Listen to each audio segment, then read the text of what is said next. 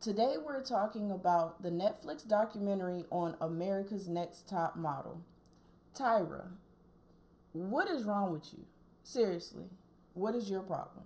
This was a 3-episode documentary on America's Next Top Model, which premiered in 2003. And I have to be honest with y'all, I was tuned in every week. I was also 10 years old and had no idea how problematic this show actually was. I'll embarrass myself. I'm gonna add some photos into this video of what the show had me doing because I was convinced I was gonna be a model. And some of the photo shoots that were emulated, it's no wonder photographers were looking at me like, girl, what? So I have notes. It was a really long documentary. And right before I get into it, I need to say we also need a documentary on Fear Factor, because I am positive some of those contestants that showed up did not know what they were signing up for. So my very first thought when it came on as, we're going to show you exactly how predatory this show was. They said the stuff that they cut from the show that did not air was worse. And they literally showed us an SA scene in the first episode. So how much worse are we talking? How much worse could it have been? When it first started off, they gave us backstory, lots of backstory, a lot of emotions. Tyra was saying how she was tired of racism in the modeling industry, in the fashion industry. They didn't want girls with black features. They only wanted a size 00 to 2. You know, for a lot of us, we have curves. That's not really realistic. So she started the show in order to break barriers. All the networks turned it down. A lot of networks turned it down. They were shopping the show. They couldn't get it picked up anywhere. They ended up on UPN. That network was getting ready to fail. Like, they were going under. They needed something anyway. So they were like, you know what? We don't have much to lose. Let's try it. If it don't work, we can blame the show. If it works, great. America's Next Top Model saved this network. And when I say saved, it grew to be one of the biggest networks, because this was the most watched show. Her co-host, you know, every star needs the supporting roles. So she got Miss J. Alexander, who was a runway expert, who taught probably all of the girls that we love today how to walk. And then she also got Jay. So they said, you need a handsome, straight, white male on this cast or it's not going to work. We already have a black woman lead and then 2 gay men. It just wasn't what they were looking for. So they got Nigel. Nigel was the photographer. They had their crew. Cycle 1, they told Tyra if they had one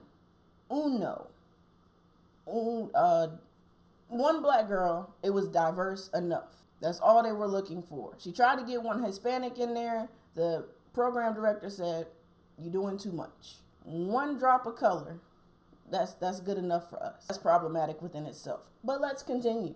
Okay, cycle 2, Shandy. The episode with Shandy.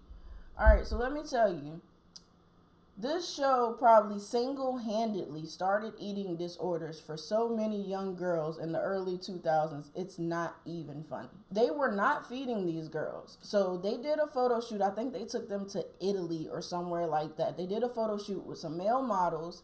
Then they sent them back to their little cubby of an apartment for the night and said, we're going to let these male models come have dinner with you guys.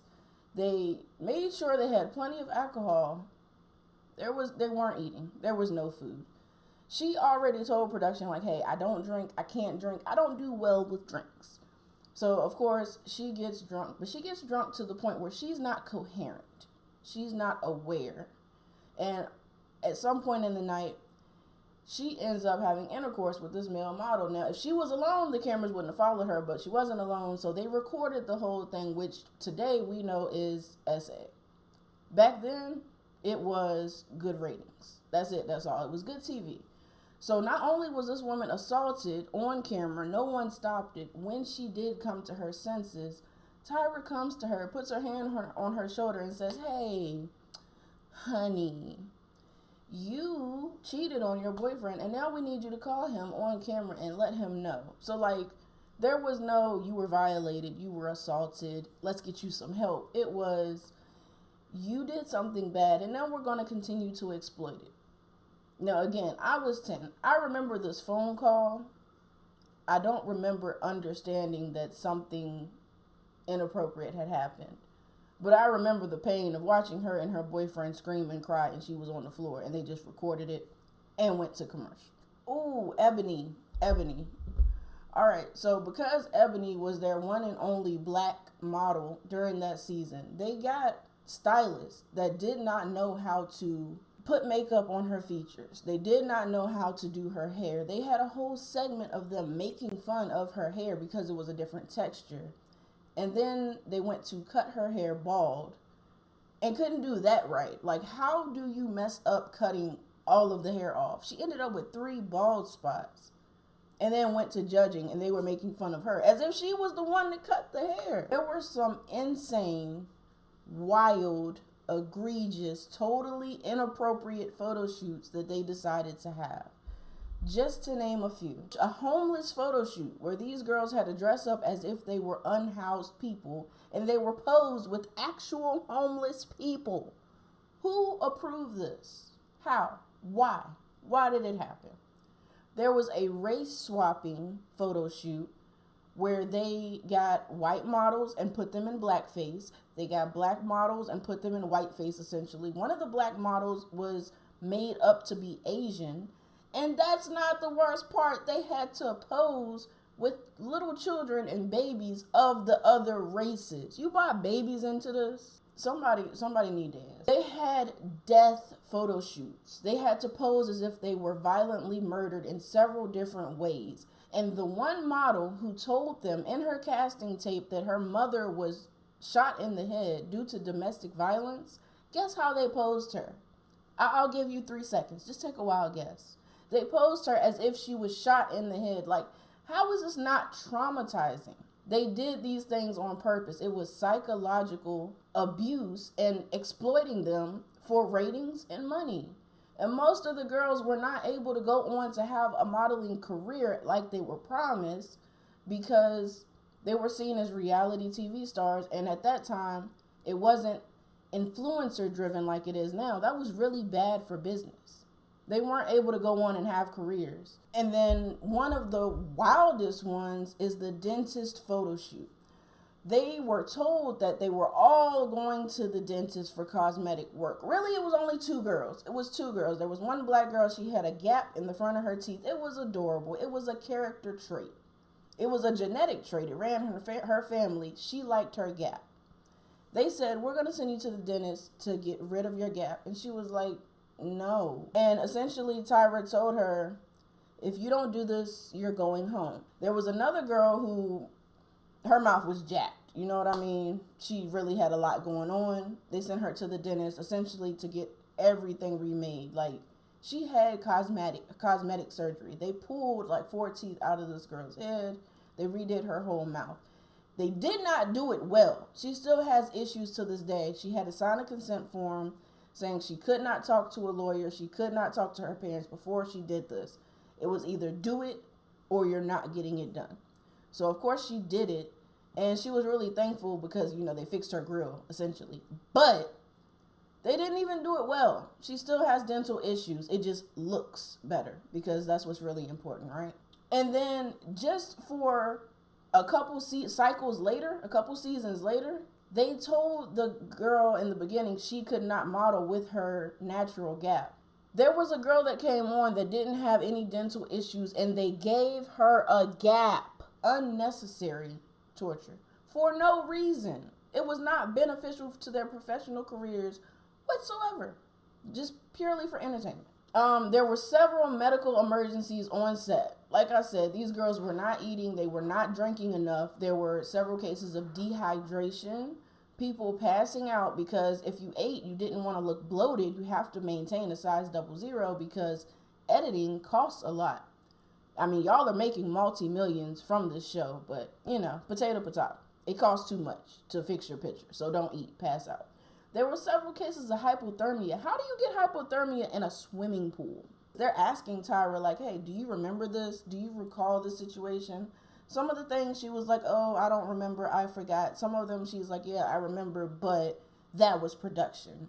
That was creative directing. That had nothing to do with me. She offered zero apology. All right, so towards the end, it was getting bad. A lot of even the co-hosts like Jay Alexander, Jay Manuel, they were getting uncomfortable. So, but they were her crew. They had traveled together, lived together, stayed together, filmed together for years and years and years at this point. But the theme was anybody is replaceable. There are no sacred cows, as Tyra used to say. So when Jay expressed that he wanted to leave, he got no response. Tyra emailed him, and all she said is, I am disappointed. Then his management said, just do one more season. So at this point, Tyra hasn't spoken to him. He agreed to do the last one more season. He gets on set. He tries to talk to her. She's not responding to him. Cameras come on. She comes on. Talking to him, kikiing, laughing, giggling, whatever. Cameras go off. She doesn't speak to him. So now he's very uncomfortable. Ratings start to drop because they've done all they can do. Like, they've literally exploited every drop of juice out of this show. So they decide to get rid of both of the Jays and Nigel. They want to keep it low key. Tyra says, I will tell them, we're going to make up a story. We're going to make it look good. We're going to spin it for the press. We're going to spin it. And then next thing you know, there is a leak to tabloids that they've all been fired. Now, Jay says there's no way possible that was a leak. She told them on purpose. And based on everything I've seen so far, I believe him because why wouldn't she, right? But she takes no accountability for that either. And they ended up the show showing us that Miss J has suffered a stroke, a detrimental stroke, that he had been spending a year and a half in the hospital. He's no longer able to walk, which is such irony that he taught so many successful models and strong dominant figures in our entertainment today how to walk, and he's no longer able to walk. And the worst part about that is he said Tyra sent him a text. He hasn't spoken to her. She hasn't come to see him. She texted him and said, I want to see you. And to this day, even at the time of interviewing for the documentary, she has not seen him. So I am leaving you with this. Tyra Banks cannot have a soul at this point. I feel like she's just an empty vessel. There's no way there's anything good in there. And she was creative director of this documentary. She knows what sells. So just bringing up all of these scandals to get eyes back on it and to get the conversation back going, she did it. She did a great job because we're talking about it. It's all over TikTok. It's everywhere. Just for her to say, Cycle 25 will be out soon. She did this to promote another season. And guess what? Girls are going to sign up. Girls are going to join because attention is the worst drug now. It's at an all-time high. People are willing to expose and degrade themselves for attention now because we are in the world of influencers and everybody wants to be seen more than they want to make money or have careers or care about their reputation. So it's going to work. She's doing another season of America's Next Top Model, and it's going to work. And I'll just be here to report on it. Also, let me know what TV series, movie, show, documentary that you want to go over next. Just drop it in the comments. If you were afforded the opportunity to be on America's Next Top Model, where would you draw the line? What could they have done, or which challenge would they have done where you would have said, no, I'm not doing that? I feel like at any point as a black woman, if they had said, we're going to make you European and put makeup on you to make you look white and pose you with the blonde hair, blue-eyed baby, I would have been like, wait, time out, flag on the play. That's not going to work for me. Personally, that would have been one of my lines. I'm a little bit morbid. I think the crime scene shoot, I would have been in there. But that race swapping, too much.